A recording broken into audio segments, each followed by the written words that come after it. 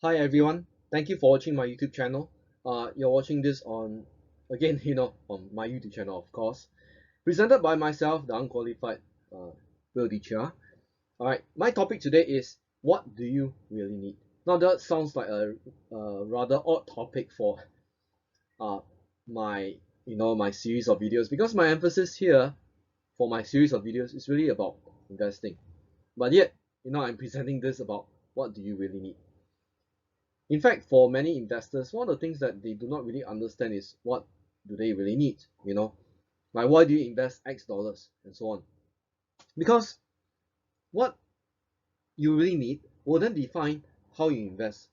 If you need lots of money to retire, then of course that will influence the way you invest, whether you are going to invest aggressively, or whether you will take a much smaller position, like for example, you don't really need the money, but you just wanted to prove that you can do it.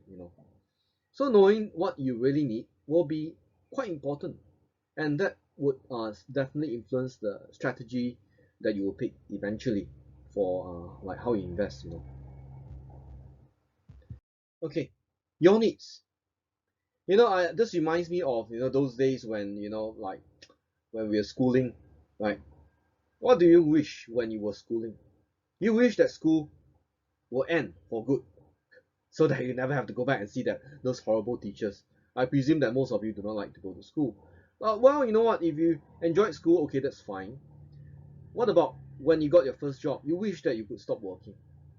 Well, of course, some of you enjoy your job so much that you wish that you never have to stop working. Right? When you saw your neighbor driving that Porsche, you wish it was you. But you know what? Regardless, the thing is that our needs are, to put it simply, constantly being influenced by our perceptions about necessity, right? You see something, you thought that that's necessary. You saw something, you thought that you must have it, right? Put it simply, there are so many factors in the background, and that colors the way we behave, that influences how we, decide what is truly necessary for us. So the question here is, do we, or rather, do you truly understand your needs? What is truly you? Does the X% return from that additional stock investment even matter at all? Right? Now, if you understand this, then that would immediately eliminate many of the unnecessary losses. For example, you knew that you will be well off and you don't need that money. Would you invest in that stock X? Right? You know what? Just now I told you, you don't need that money. So chances are you might put some of your money and you're happy to part with the money. You're fine with that. Yet, on the other hand, if you knew that in that 1 year or 2 years' time, you need the money for your further education, what do? You would be very prudent with that money and keep it under your bed. Not literally, but something along those lines, right? However, you know what? If you were to talk to someone else, about stock investing, that other person will not truly understand what your needs for money are, right? For all you know, that person talking to you, giving you advice, doesn't have any financial liabilities. So the way you behave in the stock market would be completely different. So which is a reality that we all have to recognize. Yes, we all know that there are these stocks that are value stocks. Yes, yes, yes. Yeah, we all know that. But then, does it apply to everyone? That everyone should invest the same amount, everyone should invest in the same way like anyone else? The answer is no. Because the personal financial needs are completely different. No two persons have the same financial needs. Why? Because some are somewhat better endowed, they have more money on hand because of inheritance. Then you have the other extreme where you have folks that cannot even afford 3 meals a day. Or maybe they can afford 3 meals, but then they have difficulties even paying up the bills. Right? So to these people, they will not really see it as a necessity to invest. Not necessary at all. It's like, it's like medication. I took medication X, and I thought that that was good for me. But would medication X be good for you? Not necessarily, because the conditions and circumstances are different, right? If you understand that, then let's go on. The problem with most investors is that, the automatic instinct is that, oh, that's going up, I'm going to jump in. Oh, my neighbor bought that, his dog also bought that, and they all make money. Okay, sorry, the dog part is exaggerated. Okay, back to the point. So we do not know ourselves well enough. That's a matter of fact, right? And those who had enough want more. Those who had more ask for even more, right? So the problem is never ending. What do we truly need? If you can recognize what you truly need, okay, realistic needs, like you just need a house fully paid, or you just want to have maybe a life where you do not need to work as hard, then if you are able to define exactly what you're after, then what, would you invest that aggressively? Well, you know what, you might not. But to someone who needs money, will they invest aggressively? They probably will not, because they cannot afford to take that risk. But you know what, the problem with many of these social celebrities is that they go around dispensing advice as if it's it has no consequence. I like to say that bloody has a lot of consequence. Pardon me for that vulgarity. That has a lot of bloody consequences, because we cannot simply dispense ideas and advice simply because we think that that's good for me, so must it be good for you. That is exactly crap. CRAP, right? Because understanding the needs of the investor is the first step before even think of going up to sign up for Robinhood account and say that I'm going to buy stock X. No, you have to understand what your needs are. What is your holding horizon? Then yes, you can proceed to invest. But again, the problem is that most people don't understand their needs that well. They don't even understand what's their uh, behavior and their personality. I can tell you honestly, very few understand their character and personality. Right? Influences on behavior. Because we do not exactly understand what we truly want and what we truly need, that has a profound influence on behavior. Take for example, if you are Lewis Hamilton, okay, I doubt that he'll be watching this, highly doubt. But if you are Lewis Hamilton, then what drives you? Okay, you just want to be the fastest F1 driver. Then what is the influence on that behavior? Well, if you're Lewis Hamilton, then you spend all day, all night focusing on how to learn, how to perfect your driving, so that you can clear that corner faster, right? And you understand how the car handles, right? What the technical, technical, techniques are required, to clear a track in the fastest time possible, right? So the awareness of what you want truly influences behavior, in fact, including habits as well, right? Which is why, uh, I had come across friends who enjoy gaming. You know what they do? What's the influence on their behavior? They would constantly look for faster gaming devices that are more up to date, right? And they just invest heavily on gaming instead, gaming apparatus. So I'm not saying that gaming is bad, but then you know what? It is the objective that a person has in mind that drives behavior, right? Similarly, I also had friends that they enjoyed drinking a lot. You know what? So from day to day, they just look forward to the next place to drink, and party. Okay, bringing on to the next point. For example, a neighbor told you that they bought stock X and you bought it thinking it is good for you. But if you had understood that your objective for money is that you just needed to have enough, would you have bought stock X? You wouldn't have, right? I put it across to you simply. Would you need $100 million? Now, for most people, $100 million, okay, I'll just give you the currency, 100 million US dollars. Is that really enough for you to spend? Let's say if you were to spend a million every year, that's a lot of money for a normal person, right? Which is why, is it necessary to take so much risk to make that 100 million? And that you might lose everything and be bankrupt. Why not consider, if you do not need the 100 million, all you need is like maybe say 500,000, then therefore that defines the way you invest, the way you behave. And you might be very prudent and you realize that, hey, I don't need to invest. By working 10 years, 20 years, I still get that 500,000, right? Unfortunately, the problem with many people is that they don't realize that even working can be a way of accumulating wealth, although it might not lead you to the end as quickly, right? But it's safe, right? So, you know what? Knowing that objective that you have, what truly drives you, what is your need for that money, influences your behavior, and it also influences your choice of how you will invest. And that, of course, will help you to avoid many of the costly mistakes. The unfortunate thing about human beings is that behaviors are frivolous, like firmness, right? Especially when, an investor doesn't understand his priorities, right? For example, you had that stash of money, you knew that that stash of money is for your kids, right? It's for their university, and they're going to university another 2 years or 3 years time, right? Or maybe that you need a stash of money to take care of your kid, because your kid is just like going to school, his first year in primary school, something like this, right? So understanding that the sum of money in your account is truly not totally available for investment, then that also means that you shouldn't make that decision to invest, right? And of course, knowing that like, where is your threshold for losses? How much can you afford to give up? How much can you afford to lose? I can tell you that honestly, most people are not able to tell how much they can afford to lose because they got no idea.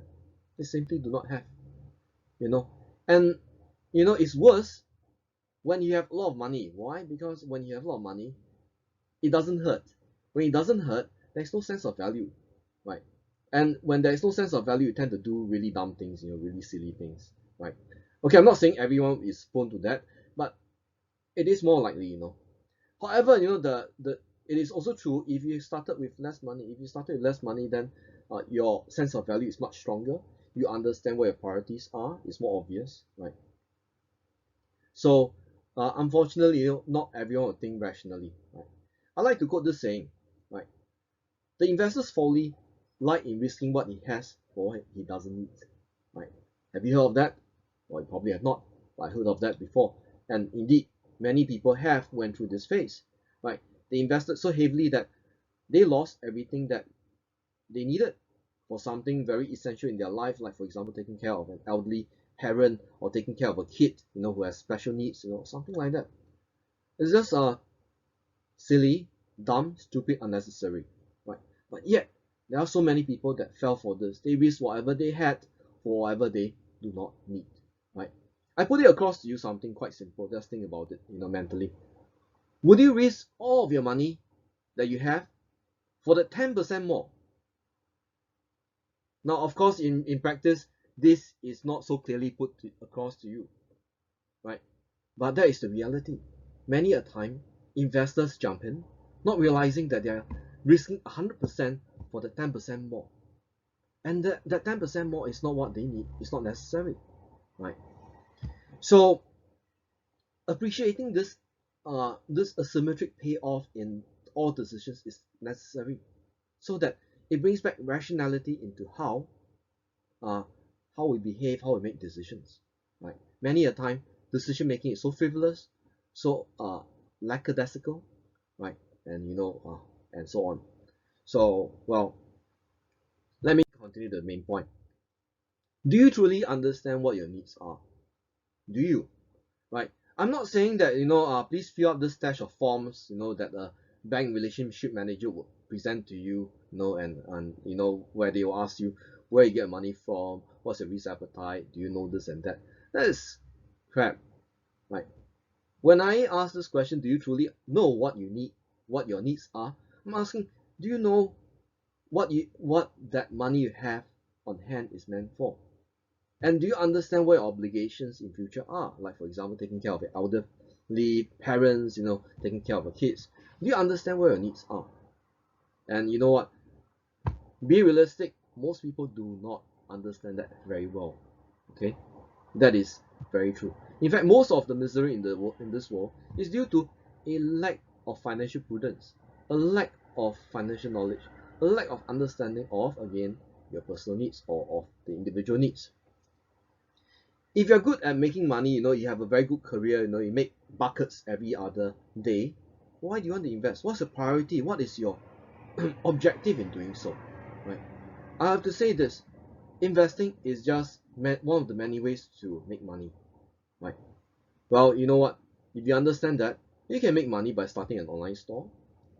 You can sell pillows, you can sell, like chair, you can sell mobile accessories, right? All these make money, right? Do you necessarily have to invest your money in options and stocks just to make even more money? The answer is no. The path to making money is varied. You don't necessarily have to jump into investments just because someone told you that I made buckets because I did this and that, this and that. That is again crap, C-R-A-P, right? That's nonsensical, right? Just remember, what works for other people may not work for you. That's why, even when I present this to you, I'm presenting this based on my personal experiences. There are too many idiots. Okay, I like, I can't help saying that, but there are too many idiots going around saying that this is good for you, please do it. That is good for you, please do that too. Hey, we don't go around leaving other people's opinions, right? Understand what you need, and these comments like, oh, I think you should do this, do that, and so on. These will gradually disappear, right? Because those people who are trying to give you this advice, will gradually feel so damn irritated that you're not, taking heed to what they're trying to tell you, right? Investing is really a means to an end. It's not an end in itself. It's just one of the many ways to make money. Let me quote you this example, right? It was a personal example. Many years ago, there was a certain CEO of a listed company, right? While he was making money as a CEO of a listed company, he was also making money elsewhere. Now, his company was in the business of providing consumer goods and services. So yeah, he was doing well, selling all these consumer goods and services. Okay, I can't really tell you the nature of those goods and services. If not, it wouldn't be very pleasant, right, for this to go around the public. And you know what? Behind the scene, the CEO was also making money trading sand. Can you imagine that? Trading sand, S-A-N-D, sand. Sand that you use to build houses and apartments, right? So you know what? It is very clear evidence and proof that it's not necessary that you must do what everyone else is doing to make money, right? Making money should be the result of doing something good, right? You don't make money by making money itself, right? You make money as a result of doing something well, excelling in something that you're truly good at doing, or that you possess certain, competencies, outstanding advantages that allow you to make more money. Yeah, that's the important thing. Recognizing this is important because it's essential to help the avoidance of unnecessary misery from losses, right? If you can recognize this soon, I can assure you that your path ahead will not be as horrible as what I went through, right? I can tell you that I went through really horrible nonsense. I had lots of people that came to me, buy this, buy that, buy this, buy that, that's value purchase, and so on and so forth. But then, you know what? Many of these turn out to be duds. They turn out to be crap, nonsense, And where are these people that have shared all these ideas with me? They are somewhere else, no longer friends, right? So take my point here. I'm not trying to advise you, but I'm trying to share with you the other points of view. I'm not saying that I'm exactly right, but I'm showing you that it's indeed very important that to take into consideration what your needs are, right? Too many people or too many of these so-called gurus and trainers jump in onto YouTube trying to sell ideas about how to make money. That is again crap. It's crap. Why? Because they fail to introduce something very important. The investor himself or herself must first start by understanding where his needs are. So if you understand your needs well, then you can say that investing might be for you, maybe. And then, when you go into investing, it becomes an informed decision. Then again, having presented this, I'm sure some people still go on and say that I'm going to invest now. I don't care what you said, I'm going to click on the button and aha, you know what? I'm not going to speculate about the after consequence, but that is really the matter of fact, right?